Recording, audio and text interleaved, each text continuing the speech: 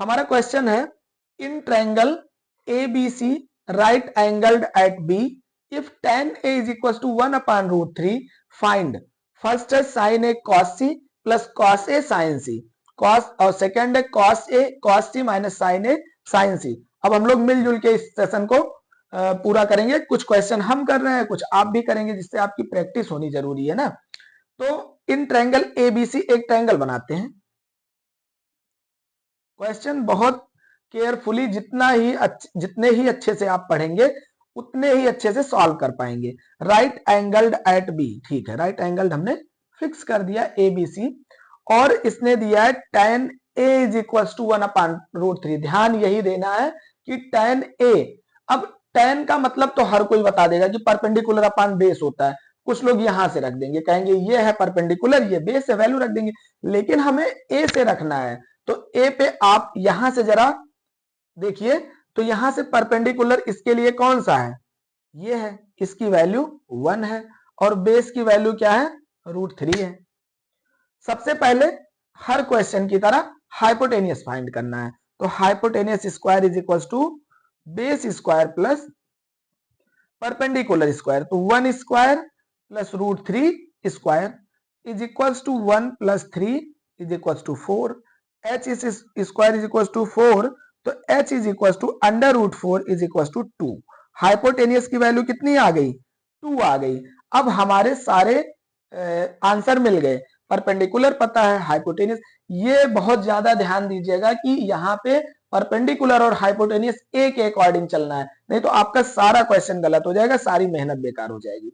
अब जरा देखिए साइन ए, साइन ए से देखने पे परपेंडिकुलर क्या है, 1 और हाइपोटेनियस कितना है, 2।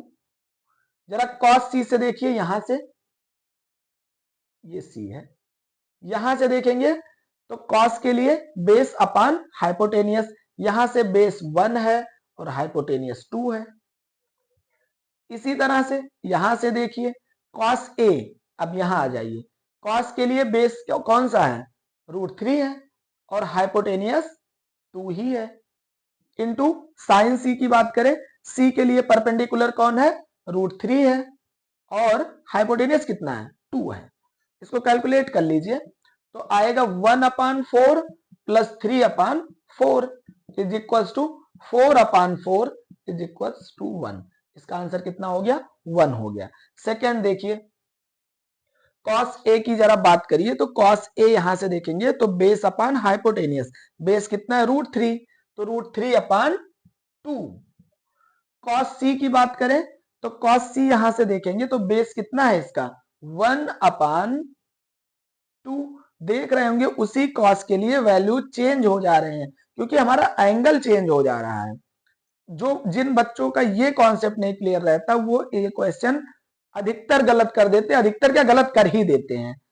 साइन सी की बात, साइन ए देखिए, साइन ए यहां से देखने पे परपेंडिकुलर अपन हाइपोटेनियस, यहां से परपेंडिकुलर कौन सा है, 1 है, तो 1 अपन 2 और साइन सी की वैल्यू कितनी है, यहां से देखेंगे तो परपेंडिकुलर रूट 3 अपान हाइपोटेनियस 2 है, तो root 3 upon 4 minus root 3 upon 4 is equal to कितना आ जाएगा, 0 आ जाएगा।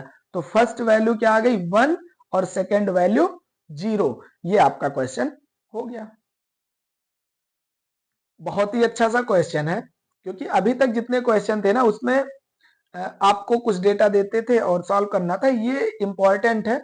अगर ये आएगा तो ज्यादा नंबरों में आएगा, इसके पहले वाले क्वेश्चन 2 नंबर 3 नंबर के थे लेकिन ये ज्यादा में आएंगे।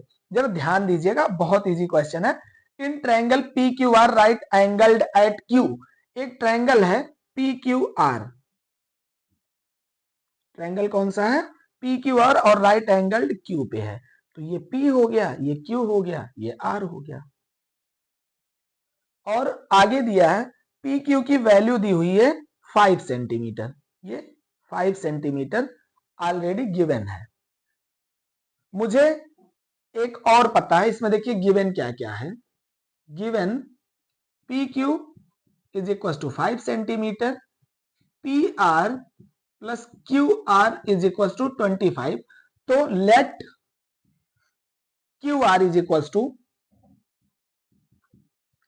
x centimetre. इसको हम x सेंटीमीटर अगर मान लें तो पी आर कितना आएगा 25 माइनस एक्स सेंटीमीटर।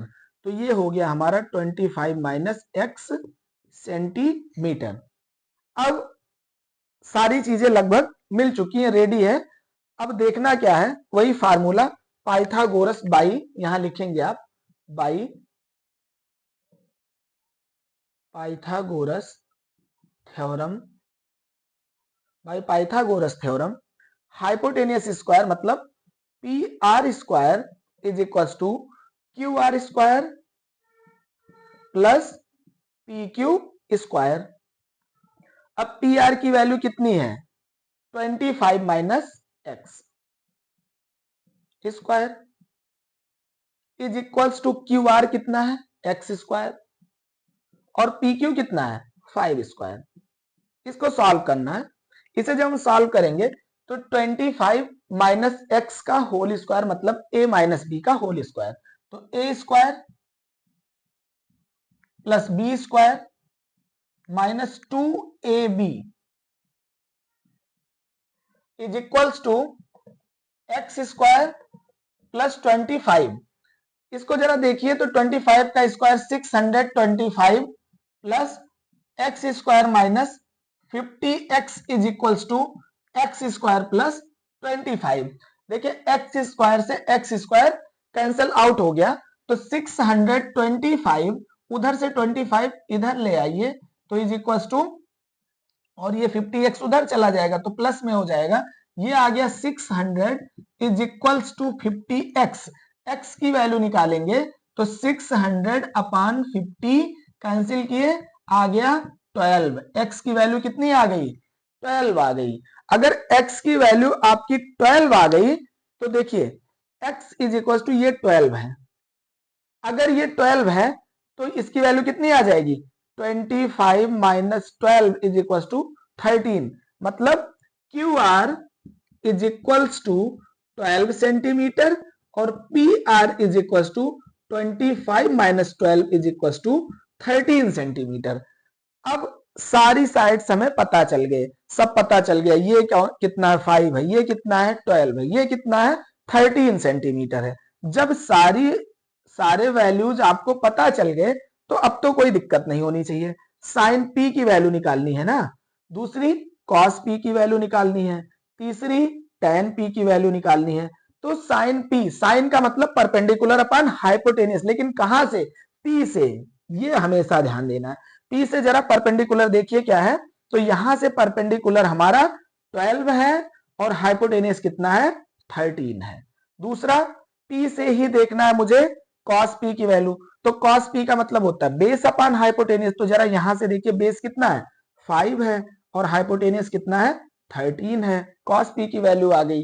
तीसरा अगर आपको देखना है टेन पी, टेन का मतलब होता है परपेंडिकुलर अपॉन बेस, परपेंडिकुलर कहां है पी से देखने पे परपेंडिकुलर 12 है, ये गलती आप लोग नहीं करेंगे, 12 अपान 30, 13 क्यों लिखे रहे भाई, बेस है ना, तो बेस की वैल्यू तो परपेंडिकुलर से 5 है। ये आपके फाइनली तीनों आंसर आ गए। आंसर तो लाना बहुत छोटी सी बात थी, ऐसे क्वेश्चंस में आपने कई जगह पे किए, इसमें सबसे ज्यादा जो मेन था ये कॉन्सेप्ट समझना था। मुझे लगता है आपको समझ में ये आ गया होगा अच्छे से। 8.1 अप्रोक्सीमेट खत्म ही हो गया है, ट्रू फॉल्स बचे हैं, ट्रू फॉल्स आप खुद से कर लीजिएगा। हमारा नेक्स्ट एक्सरसाइज है 8.2। सबसे पहले 8.2 का जो कॉन्सेप्ट है, कैलकुलेशन तो मस्ट है, लेकिन अगर आपको वैल्यूज याद है ना तो आप बेस्ट हैं।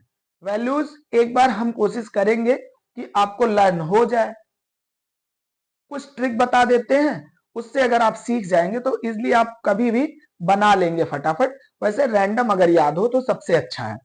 देखिए यहां पे हम एंगल्स लिख देते हैं और यहां पे 0 डिग्री, इधर 30 डिग्री, 45 डिग्री, 60 डिग्री और 90 डिग्री। वैल्यू कौन कौन से रखने हैं, sine theta, cos theta, tan theta, sine cos tan cot theta, sec theta और कॉसेक थीटा, ये इतनी वैल्यू बनानी है। आपको लर्न करना है सिर्फ साइन थीटा। साइन 0 की वैल्यू होती है 0, 30 की वैल्यू होती है 1/2, 45 की वैल्यू होती है 1/√2, 60 की वैल्यू होती है √3/2 और 90 की वैल्यू होती है 1। एक लाइन आप यही याद कर लीजिए। जब आप ये याद कर लेंगे तो यही इधर से लिख लीजिए ना, कॉस में ये 1 हो गया, कॉस 0 की वैल्यू 1 होती है। अगर कॉस 30 की वैल्यू लिखेंगे तो √3/2 और ये 1/√2 ही रह जाएगा। यहां 1/2 आ जाएगा और ये 0 हो जाएगा। एक फार्मूला जान लीजिए, यहां लिख देते हैं, इसका काम अभी के लिए खत्म है। tan theta is equals to होता है sine theta upon cos theta. इसका मतलब cot theta is equals to क्या हो जाएगा, cos theta upon sine theta. इसको इसलिए लिखना पड़ा क्योंकि इस टेबल में इसकी जरूरत पड़ने वाली है। tan थीटा का मतलब क्या होगा, sign theta upon cos theta. मतलब साइन थीटा की वैल्यू में अगर हम कॉस थीटा से डिवाइड कर दें तो देखिए ये क्या आ जाएगा, 0 आ जाएगा। 0/1 0 होता है। इसको डिवाइड करेंगे तो आप डिवाइड करके देखिएगा, ये आएगा 1/√3। इसकी वैल्यू 1 आ जाएगी। इसकी वैल्यू कितनी आएगी, √3। अरे डिवाइड करेंगे भाई √2 से, √2 कैंसिल, 2 से 2 कैंसिल हो जाएगा और यहां ये इनफाइनाइट आ जाएगा। इनफाइनाइट या नॉट एक्सप्लेन्ड कहीं कहीं लिखा होता है।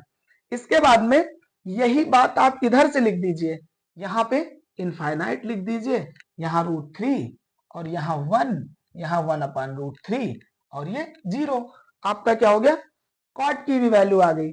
अगर साइन कॉस टैन कॉट की वैल्यू आ गई तो सेक में कौन सी प्रॉब्लम है भैया, सेक तो कॉस का ही रेसिप्रोकल होता है। अगर सेक कॉस का रेसिप्रोकल है तो इसमें देखिए 0 की वैल्यू कितनी हो जाएगी, कहां गया, कॉस है 1 है तो 1 का 1/1, उसका रेसिप्रोकल करेंगे तो 1 ही रह जाएगा। और यहां पे इसकी वैल्यू √3/2 का क्या हो जाएगा, 2/√3, यहां √2, यहां 2 और लास्ट में नॉट डिफाइंड। नॉट डिफाइंड क्यों होगा, 0 था, 0 का मतलब हुआ कि 0/1 रहा होगा। इसका अगर रेसिप्रोकल करेंगे तो 1/0 हो जाएगा। किसी भी नंबर में अगर 0 से डिवाइड करेंगे तो वो इनफाइनाइट हो जाता है या नॉट डिफाइंड लिखा होगा, कहीं कहीं वो अपना अलग अलग लिखा हुआ होगा। इसके बाद आ जाइए कॉसेक। कॉसेक किसका रेसिप्रोकल होता है, साइन का। इसीलिए कहते हैं अगर एक भी आप स्किप कर दिए हमारे वीडियो का तो आपको अगला क्वेश्चन नहीं समझ में आएगा, अगला टॉपिक आप जान नहीं पाएंगे कि हमने अभी फर्स्ट एक्सरसाइज में जो बातें कही थी उसी को हम यहां पे यूज कर रहे हैं। कॉसेक की बात करनी है तो यही इधर से लिख लीजिए, इनफाइनाइट और इसको 2 लिख लीजिए और ये आपका √2 ही रह जाएगा, ये 2/√3 हो जाएगा और ये 1 हो जाएगा। या ऐसे भी देख लीजिए ना कि साइन का रेसिप्रोकल ही तो लिखे हैं और साइन का रेसिप्रोकल कॉसेक होता है। जिसको ये वैल्यूज बिल्कुल रटे हुए हैं उसके लिए ये एक्सरसाइज बहुत ही इजी है, नहीं तो आपको थोड़ा सा मुश्किल हो जाएगा। इसको जरा एक बार ध्यान से आप देख लीजिए। इसको जब सॉल्व कर लेंगे,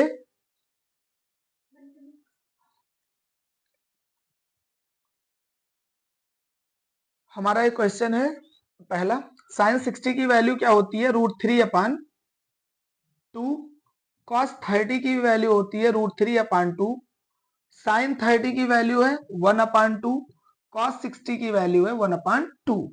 मल्टीप्लाई करेंगे तो ये बन जाएगा 3/4 plus 1/4 is equal to 4/4 is equal to 1।